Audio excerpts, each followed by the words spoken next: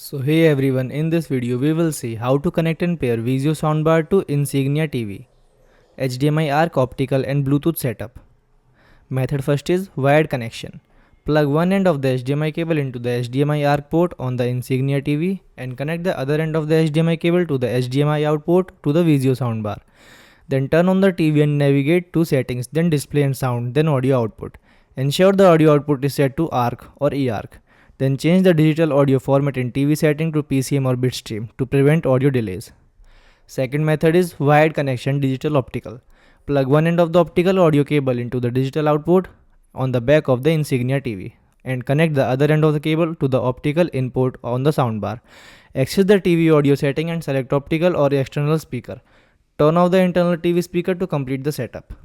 Third step is wireless pairing Bluetooth.